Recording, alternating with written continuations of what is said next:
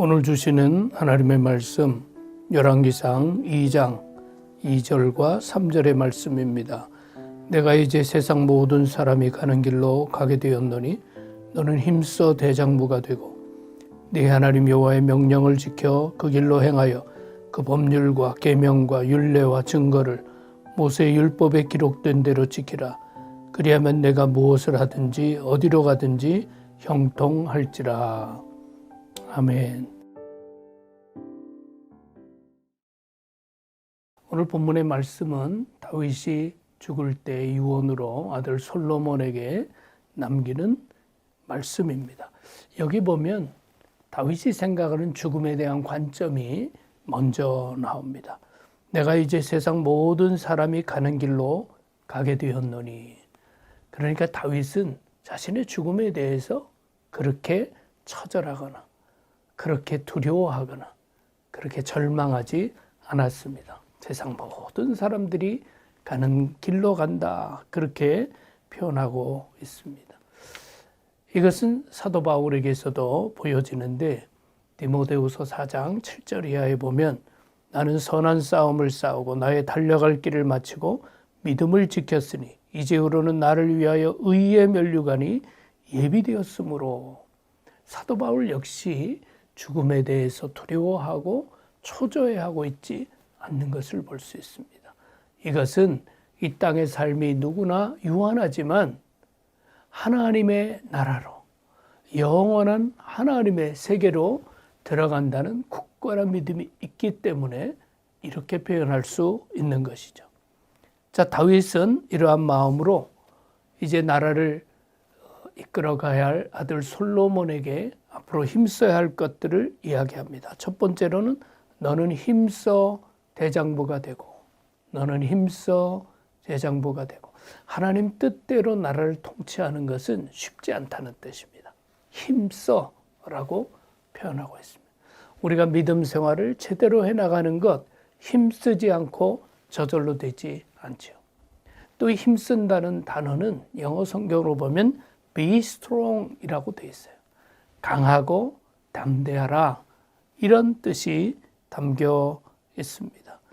우리가 잘 아는 것처럼 모세가 죽은 후에 여호수아에게 하나님께서 반복해서 주신 말씀도 오직 강하고 담대하라, 오직 강하고 담대하라 하는 말씀을 주셨습니다.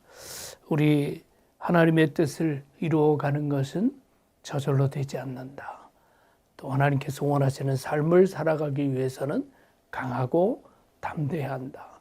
왜냐하면 우리는 영적 싸움에서 승리해야 하기 때문이죠.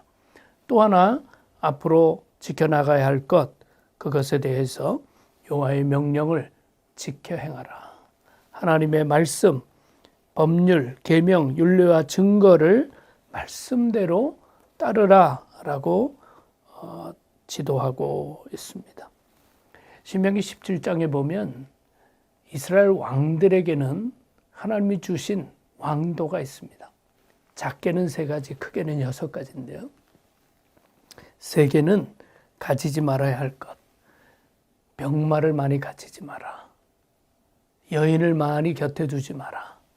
은금을 많이 취하지 말라. 그러니까 세상의 권력이 이런 것들에 취하게 되면 하나님의 뜻을 이룰 수 없다는 것이죠. 그러나 3가지 추가된 것이 있습니다. 그 신명기 17장을 읽어보면 첫 번째로 하나님께서 택하신 자. 그냥 자기가 혼자 힘 있다고 하는 것이 아니라 하나님이 택하신 자. 두 번째는 내국인, 외국인을 세우지 말라. 그렇게 되어 있고 마지막에 중요한 것이 나오죠. 하나님의 율법을 가까이 두고 늘 묵상해야 한다. 자, 이러한 삶을 살아갈 때 너의 길이 형통하게 될 것이다. 마치 시편의 1편의 말씀처럼, 신명기가 이야기하는 것처럼 여호와의 말씀대로 살아가면 형통하게 된다. 하나님께서 축복으로 인도한다. 오늘 솔로몬에게만 주신 말씀이 아니라 우리에게 주신 말씀으로 받고 우리가 하나님의 말씀 중심의 삶을 살아갈 수 있기를 바랍니다. 기도하겠습니다. 사랑해 주님, 감사합니다. 우리에게 주어진 모든 삶에서 강하고 담대하고 특별히 하나님의 말씀을 가까이하며 살아가게 해주셔서 우리의 삶을 통해서 하나님의 축복이 이어지게 하여 주시옵소서. 예수 그리스도 이름으로 기도하옵나이다. 아멘.